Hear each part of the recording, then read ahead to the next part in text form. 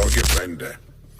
Ladies and gentlemen, the President of the United States, Donald J. Trump.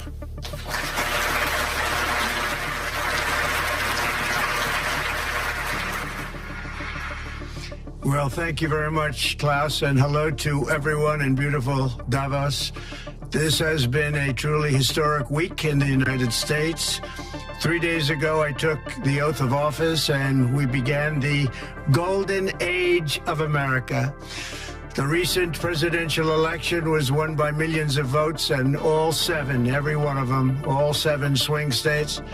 It was a massive mandate from the American people like hasn't been seen in many years, and some of the political pundits, even some of my so-called enemies, said it was the most consequential election victory in 129 years. That's quite nice. What the world has witnessed in the past 72 hours is nothing less than a revolution of common sense. Our country will soon be stronger, wealthier, and more united than ever before, and the entire planet will be more peaceful and prosperous as a result of this incredible momentum and what we're doing and going to do. We know that in the world of politics and in the affairs of men and women in all the nations around the world, there's imperfections everywhere. There's sin, brokenness, there's backstabbing, conquering for land, power, gold, money, silver, anything you can think of. And even the use of religion to conquer for power, land, and control. So politics is imperfect in any way you look at it. Even during the time of Jesus Christ, when he came to earth, it was the political leaders of the day that killed Jesus Christ for claiming to be God, and then them lying to the Romans saying that he was claiming to be higher than Caesar. And then that's what caused Pilate to reconsider that he was going to let go an innocent man, but couldn't because he wanted to have the love and the support of the Roman citizens and didn't want to get in trouble with Caesar. So Jesus Christ was, in a very crazy way, was killed by the political leaders of the time.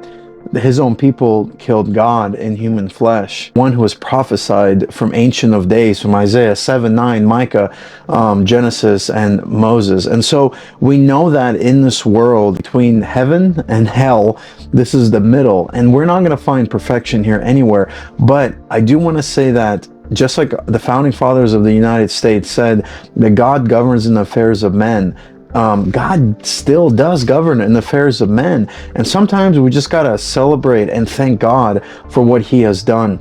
And so, as you saw in the clip a little bit, is a speech that Donald Trump gave, the 47th President of the United States, which we prayed for. A lot of people prayed for. Even as we marched around the White House, we were the only Christians doing it for 7 days straight during election week, and I have the evidence here. I have videos posted of us marching.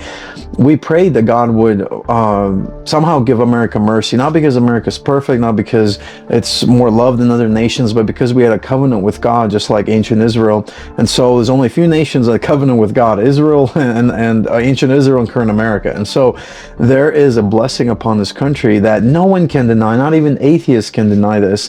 For 240 years, almost 250 years, it'll be 250 years in 2026, 2027, about during Trump's presidency. So it's undeniable that God has been ruling in our affairs as a world, as a country. And sometimes God interacts directly. A lot of times God works individually through people's hearts, but sometimes God interferes directly with the evil affairs of mankind so that things don't go the wrong way. And so God did answer the prayers of many people. Again, Trump's not a Christian, not born again. You know, he could still be used by the devil to do the wrong thing, which we pray that God controls him and he doesn't create the new world order and creates the beast system. We don't know what's going to happen, but we pray for Trump. But again, God can use people like that, imperfect people like that, just like Nebuchadnezzar and even Artaxerxes, you know, in the Persian Empire, used them to save the Jews in the book of Esther. So just because someone is not a Christian, God can still use them. And so, you know, I want to show you guys, you know, the speech that Trump played in Davos. I showed you the clip, and I'm going to show you the full clip. And then I want to talk about something else that happened that shows that we are truly in a fight for our lives against true Illuminati, deep state, globalist evil that goes beyond politics. It goes into the occult. So here's the full speech of what Trump just said to Davos. My administration is acting with unprecedented speed to fix the disasters we've inherited from a totally inept group of people and to solve every single crisis facing our country. This begins with confronting the economic chaos caused by the failed policies of the last administration. Over the past 4 years, our government racked up $8 trillion in wasteful deficit spending and inflicted nation-wrecking energy restrictions, crippling regulations, and hidden taxes like never before. The result is the worst inflation crisis in modern history and sky-high interest rates for our citizens and even throughout the world. Food prices and the price of almost every other thing known to mankind went through the roof. President Biden totally lost control of what was going on in our country, but in particular with our high inflation economy and at our border.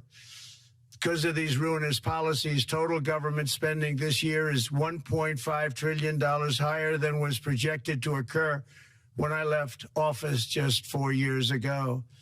Likewise, the cost of servicing the debt is more than 230% higher than was projected in 2020.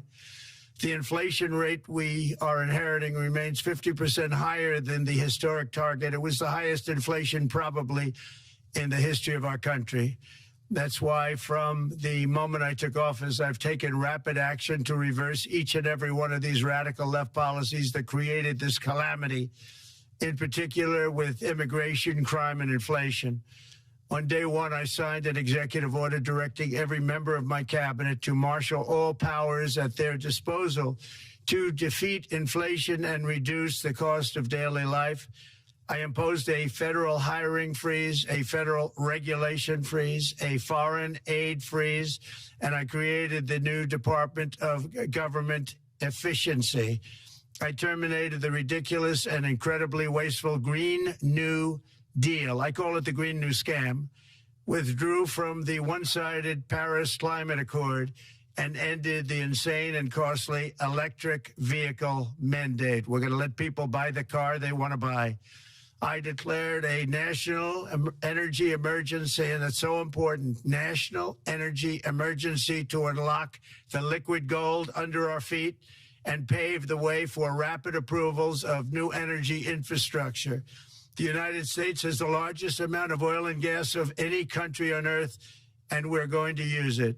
Not only will this reduce the cost of virtually all goods and services, it'll make the United States a manufacturing superpower and the world capital of artificial intelligence and crypto.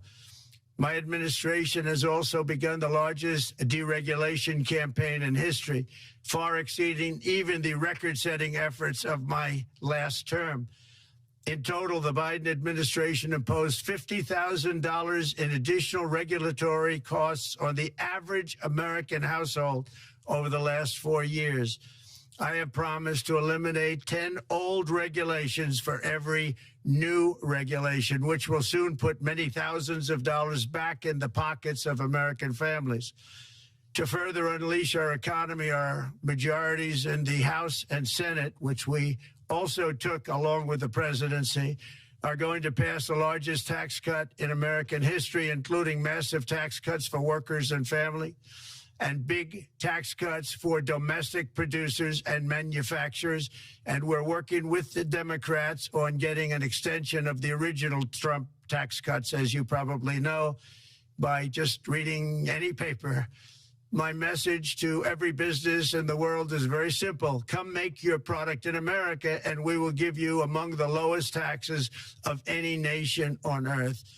We're bringing them down very substantially, even from the original Trump tax cuts. But if you don't make your product in America, which is your prerogative, then very simply you will have to pay a tariff, differing amounts, but a tariff which will direct hundreds of billions of dollars and even trillions of dollars into our treasury to strengthen our economy and pay down debt. Under the Trump administration, there will be no better place on earth to create jobs, build factories, or grow a company than right here in the good old USA. Already Americans' economic, you can see this, I think, maybe even in your in your wonderful, wonderful room that you're all gathered together. So many of my friends, but Americans, the economic confidence is soaring like we haven't seen in many, many decades, maybe not at all. Upon my election, it was just announced that small business optimism skyrocketed by 41 points in a single month. That's the highest ever. There's never been anything like that. SoftBank has announced between a $100 and $200 billion investment in the U.S. economy because of the election result. And just 2 days ago, Oracle, SoftBank, and OpenAI announced a $500 billion investment in AI infrastructure. Other companies likewise have announced billions and billions and billions, adding up to trillions of investment in America, in the United States. And it's also reported today in the papers that Saudi Arabia will be investing at least $600 billion in America. But I'll be asking the Crown Prince, who's a fantastic guy, to round it out to around $1 trillion. I think they'll do that because we've been very good to them. And I'm also going to ask Saudi Arabia and OPEC to bring down the cost of oil. You got to bring it down, which, frankly, I'm surprised they didn't do before the election. That didn't show a lot of love by them not doing it. I was a little surprised by that. If the price came down, the Russia-Ukraine war would end immediately. Right now, the price is high enough that that war will continue. You got to bring down the oil price. You got to end that war. They should have done it long ago. They're very responsible, actually, to a certain extent for what's taking place. Millions of lives are being lost. With oil prices going down, I'll demand that interest rates drop immediately, and likewise, they should be dropping all over the world. Interest rates should follow us.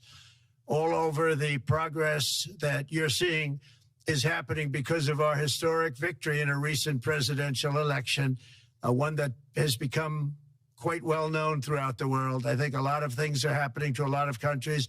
They say that there's light shining all over the world since the election, and even countries that we aren't particularly friendly with are happy because they understand what there is a future and how great the future will be. Under our leadership, America is back and open for business. And this week, I'm also taking swift action to stop the invasion at our southern border. They allowed people to come in at levels that nobody's ever seen before. It was ridiculous. I decided and declared to do, and very, very importantly, a national emergency on our border, immediately halted all entry of illegal border crossers, of which there were many, and began promptly returning the illegal trespassers back to the place from which they came. That action, as you've probably seen, has already started very strongly. I've deployed active duty U.S. military and National Guard troops to the border to assist in repelling the invasion. It was really an invasion. We will not allow our territory to be violated. After 4 long years, the United States is strong and sovereign and a beautiful nation once again. It's a strong, sovereign nation. In addition, I'm pleased to report that America is also a free nation once again. On day one, I signed an executive order to stop all government censorship. No longer will our government label the speech of our own citizens as misinformation or disinformation, which are the favorite words of censors and those who wish to stop the free exchange of ideas and, frankly, progress. We have saved free speech in America, and we've saved it strongly. With another historic executive order this week, I also ended the weaponization of law enforcement against the American people and, frankly, against politicians, and restored the fair, equal, and impartial rule of law. My administration has taken action to abolish all discriminatory diversity, equity, and inclusion nonsense. And these are policies that were absolute nonsense throughout the government and the private sector. With the recent yet somewhat unexpected great Supreme Court decision just made, America will once again become a merit-based country. You have to hear that word, merit-based country. And I've made it official, an official policy of the United States, that there are only 2 genders, male and female. And we will have no men participating in women's sports, and transgender operations, which became the rage, will occur very rarely. Finally, as we restore common sense in America, we're moving quickly to bring back strength and peace and stability abroad. I'm also going to ask all NATO nations to increase defense spending to 5% of GDP, which is what it should have been years ago. It was only at 2%, and most nations didn't pay until I came along. I insisted that they pay, and they did, because the United States was really paying the difference at that time, and it was unfair to the United States. But many, many things have been unfair for many years to the United States. Before even taking office, my team negotiated a ceasefire agreement in the Middle East, which wouldn't have happened without us, as I think most of the people in the room know. Earlier this week, the hostages began to return to their families. They are returning, and it's a beautiful sight, and they'll be coming in more and more. They started coming back on Sunday. Our efforts to secure a peace settlement between Russia and Ukraine are now hopefully underway. It's so important to get that done. That is an absolute killing field. Millions of soldiers are being killed. Nobody's seen anything like it since World War II. They're laying dead all over the flat fields. It's a flat field farmland. And there's millions of Russians and millions of Ukrainians, and nobody's seen anything like it since World War II. It's time to end it. And here in America, we have big events coming up.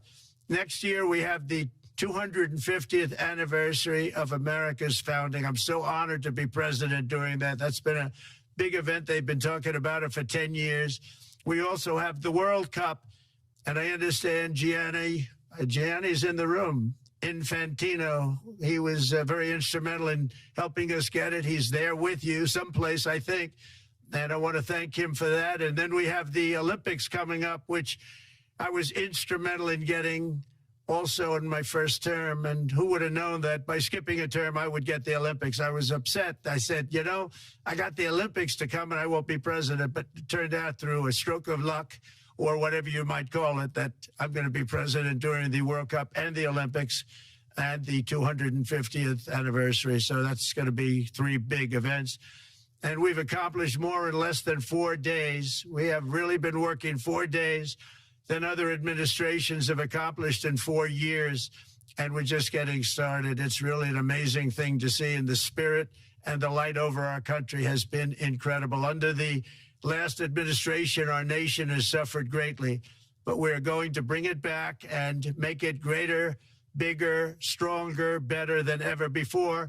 I want to thank everybody for being with you. I would have been there myself, except the inauguration was 2 days ago. I thought it might be a little bit quick to make it the first stop, but we'll get there one day. We hope to get there. But I do appreciate, I heard the audience is fantastic, and many of my friends are in the audience, and I will be taking questions now from some very distinguished people. Thank you all very much. Amazing. It's just amazing the things that Donald Trump said, and it just seems like there's been a return of a true manhood back in the American presidency, or somebody who's not in control, that the deep state cannot control. Because as long as I've been in America for 20 plus years as an immigrant from Ukraine, I've seen puppets. Since Bush, when I came to America, to Obama, they've been puppets. Even Trump in the first presidency was controlled. He had the wrong people around him. He didn't do the right things that needed to be done, which he's doing right now during the second presidency, because he learned who he could and couldn't trust. So pretty much everyone until 2024 has been a puppet in many different ways, shape, or form. But now we see somebody who's giving the middle finger basically to the globalists, in the Trump fashion, of course, and saying, hey, no, you're not going to screw us over anymore. We're going to be doing business now. And if you want to do business with us, you're going to pay tariffs to us. And so, yes, Trump's not a Christian. He doesn't operate in the spirit of God, but God does use him, and he does say some things that are right, that I even wanted as an American citizen. Of course, I'm a Christian first. I'm going to support my country if it's wrong. I support it if God tells me to support it, and if my country is doing the right things. And so right now, America's doing the right things because we have true leadership. And it seems like Trump has turned the ship around and saying to the globalists, hey, Now you're going to obey us as the American country, because America is the most powerful country in the world, whether we like it or not. It is, even though I hate that it became an empire because of our military industrial complex, which we need to destroy, and we need to come back to guard our borders in the southern and northern border, in the east and the west. And that's what Trump is doing. That's what I prayed for a long time, for that to happen, so that America maintains the rule of law. And there's something else that is interesting that I've noticed about the speech that Trump gave at Davos. Look at this seal of the great United States, and look at how the eagle is facing the left side, which is, you're probably right if you look in the screen, but if you look at the regular seal of the United States that's been instituted by President Truman in the World War II, it's always faced left and my right. So the thing is that it means that America was always wanting peace, but was ready for war. But now, if you look on the Davos speech right behind Trump, when he was on the Zoom meeting giving Davos, the heads up saying, hey, America's in charge, the eagle is actually facing towards war. And that's incredible. Somebody else noticed this, and I'm showing you guys right now, but this is incredible, because what that means, if we're understanding it correctly, is that Trump and the American military and the patriots are going towards the war right now. They're waging global war against the whole globalist empire, which is why I think another reason why Trump didn't want to go to Davos, because he didn't want to, this wasn't like business as usual when he went in 2016, when he was there, 2017. It's not business as usual. It's basically, hey, I'm in charge. I can come in whenever I want to, and you guys are not going to control me. And so that shows that America's back in control, and America's going to global war against the global deep state in America and all over the world. And I thought that's something really interesting to show you guys, because this changes the whole dynamic of what the Trump presidency is going to look like next 4 years. It seems like something huge, I mean, huge, really, really big, like bigly, is about to happen. And I really pray it's the judgment on the whole world, on the whole globalist deep state, and that's going to happen. So the thing is that Trump is doing good things. And so, like, as you saw in the speech, there's a lot of rejuvenation of just the law coming back, and the respect for the rule of law, because the founding fathers knew that this country could only be run by moral and religious people. And moral, they meant people who are upright, upstanding, don't take bribes. And religious, are those who are Christians, different to Christian denominations. They weren't thinking of Muslims and Hindus, of course, even though they knew about it, but they were thinking of people who were truly by the word of God, even if they weren't born again Christians, like Benjamin Franklin. He wasn't a born-again Christian, but he respected Christianity. He was part of the secret society, the Freemasons, the Hellfire Club. So it's not that I really trust him, but he did say there a lot of right things. He said that if you can keep the republic, it will last. And so all truth is God's truth. And so God can use even people who are not filled with the Spirit of God to say certain truth, because they're obeying the principles of the Bible. So what I want to say to everybody is that God does interfere in the affairs of man, and sometimes we need to step back and see, wow, there's something radical happening. Another thing that's happening that's really revealing is that Joe Biden has now become a Freemason. And I want to tell you guys that when you saw Joe Biden rule over the past 4 years, again, he's total supports abortion. I saw, how can he be a Catholic? Should have been excommunicated from the Catholic Church. He now is a Freemason. He became a Freemason. He was totally should be excommunicated from the Catholic Church. And I'm not a Catholic, but that's what the Catholic rules say. But again, I also want to tell you that the Catholic Church is the one that runs all the world systems through Rome, because every road leads to Rome. And so, as you're going to see, or if you're seeing it now as well, there is now evidence that Joe Biden has always been a puppet, and that him coming out and being inducted as a Freemason, a Master Mason. Some people argue it's not 33rd degree because it's under the Scottish Rite. And yes, that's pretty much technically accurate, but it's still accurate to say that he's a high-level Mason up to a 33rd degree Mason. So in that idea, it's basically saying that he has accomplished his goal that his masters told him to do, and now they're rewarding him with some accolades. Not that he's going to last for a long time. He's basically on his deathbed. And so he's basically being animated by the spirit of demons that were inside of him for many, many years. But what you have to understand is that with the election of Trump even coming in, as a non-Christian man who's still fears God. He's a God-fearer in certain ways, not perfect, and all that stuff at all.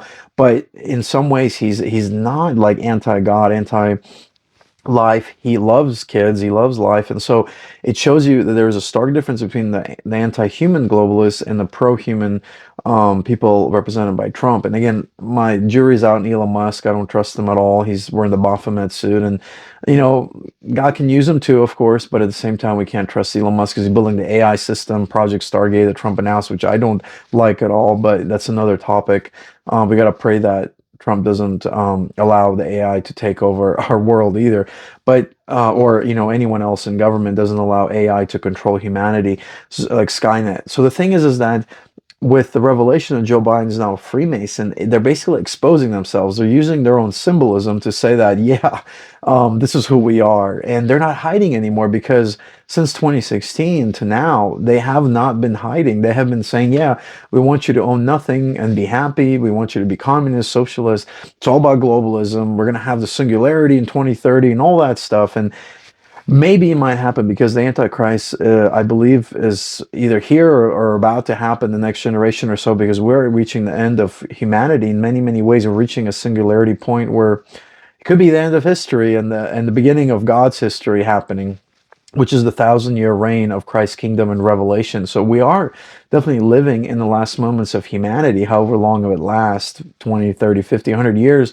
But we're living the last moments of the kingdoms of man being controlled by the god of this world, which is Satan. And soon God is going to step in and judge the devil. But we have to understand that God is also exposing evil first before he truly judges it. And so in a way, you could look at Trump coming in as a judgment upon the world of all the pedophilia, the global human trafficking, the CIA doing all these evil things that they have done all over the world, the wars that we've caused as America, which we are definitely being judged for as well. God is using now another leader to judge all of that wickedness through the deep state, because I didn't sign up for it as a citizen of the United States. I didn't ask for it, and millions of you, if you're Americans, never asked for it. Even the world didn't ask for America to be everywhere, controlling everything. It's the deep state and the Freemasons. And so right now, Freemasonry is being exposed all over the world.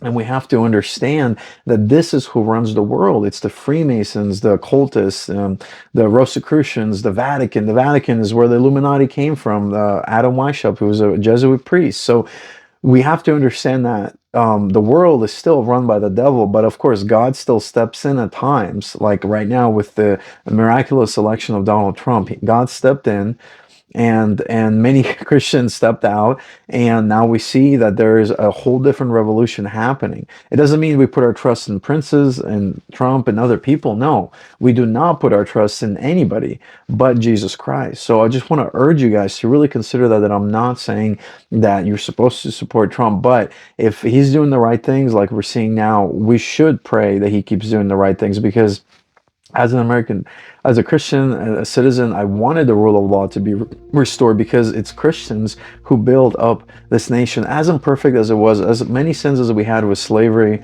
and abortion, God still used us, because again, we're living in between heaven and hell. We're not in heaven and we're not in hell, but we're in the middle. And so God's using even America to bring a certain revelation of things that are happening in our world, the revelation of the wickedness that runs the world, and the decoupling from globalism that is happening right now. So thank you guys for really checking this out. Let me know what you think. I know it's a powerful speech that Trump gave, and what you're seeing about with Biden being a Freemason is definitely the revelation of who actually runs this world and who ran this world for the past 4 years, if you were not awake to how the devil runs the system. It's more important to know how God's running your life than it is to know how the devil runs the world, because it's your life that's more important to God than anything, because everything in the world will collapse. But if you do the will of God, like Jesus said in Mark chapter 3, He will become intimate with you. You will become intimate with God. So it's important for us to do the will of God. So if you haven't read the Bible, if you haven't sought after Jesus, seek after him. This new year, 2025, things are going to get spicy around this world. But what we need to do is we need to get our radical love back for Jesus. If you're not a Christian, I urge you, open your heart to Jesus. Ask him to reveal himself to you. He will. He is real. God interferes in the affairs of man. That's how you know God is more real than Zeus and Apollo, because he's not a demon. Jesus Christ is the real God who truly answers prayer. Not only that, but he changes hearts to make men holy, and to make men free and women free. And other gods, they don't make men holy and free. Even all the atheists who say that the Bible copied from myth, no, that is absolutely false. Similarities does not mean that the God Jesus Christ is the same as the other myth. He's different because he makes people holy, and the other gods cannot do that. So God bless you guys, and keep praying that the right things happen, that the globalists get judged, that they get the penalty that is due to them for their wickedness and pedophilia and the global human trafficking, and that our leaders like Trump and the people who are his staff become born again, saved, and also do the right thing. Even if they're not, just do the right thing, so that the gospel keeps advancing, and that there is a time where we can actually have a understanding of what we have done as a nation and the world, and repent for all the world sins that we have committed, so that God perhaps may have mercy on us a little while longer. God bless you.